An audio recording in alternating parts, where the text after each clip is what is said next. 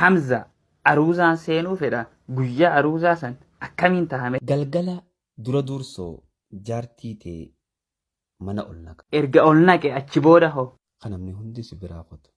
erga na biraa kutaniin booda eessarraanin eegalame Hoggaanii fi harka mataarra kaayattee du'aa godhatte booda. harka matarra kaanii du'aa itti godhani ittumaan godha akkam ergasii hoo achi booda Akkaataa isiin itti isin irraanfanne.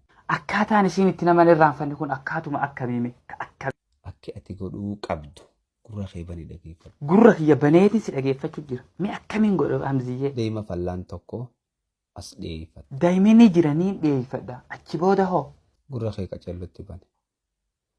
Qullubbiin fidadha. qullubbiis moo Hamza qullubbiin dheengaddayyuu ijoolleen Hamzaan qullubbiin nu fixa jetti ittumaan numaan fidaaye numaan wanni biraa hoo Timira ni fidadha. erga timira fideen booda hoo Tiinii ni fidatta. Tiinii jechuun wattiini wazzayituun taja'aniin san.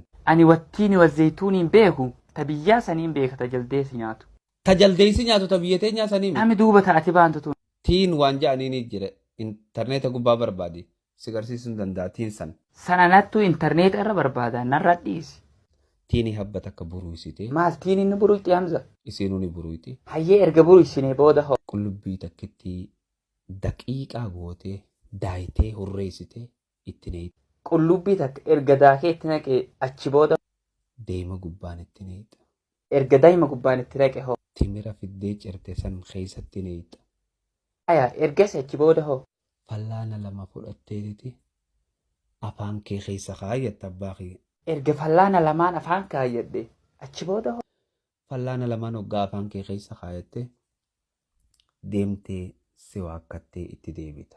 akkana kunoo achi booda hoo Achi booda du'aayee godhattee hoggaa ol baate booda hojii eegaltaadha mana keetiitii wajji. niin eegalaati sanarra dhiis Yeroo dura akkasitti irra dhayite naziiba keeti. Hamza maal jed maal jed Dirgim gootee sirraa bahuu danda'a. maal jechuudha mee Hamza hayyee yeroo lammadaa yeroo lammadaa Garuu ammoo yeroo lamadaa udu'attee as deebita. okay sanarra dhiis Udu'attee hoggaa as deebita. Nashaaxaatu haareessii dhufa. yes taate amma dubbiin taate Dalagaa hoggaa yecello gurra kee banii dhageeffadhu. Hamza kiyya okay Dursoo ani fedhiitiyyan baafadhee. Oo an buufachuufiin deemaa jettee fitti himte.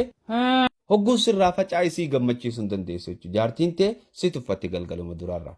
saniifuu maaliin godhuu qaba Yaada kee gama biraa oofaa isii wajjin hojii oofte jechuudha. baga na barsiifte thank you amma naa galti dubbiin isanii dhumatti bakka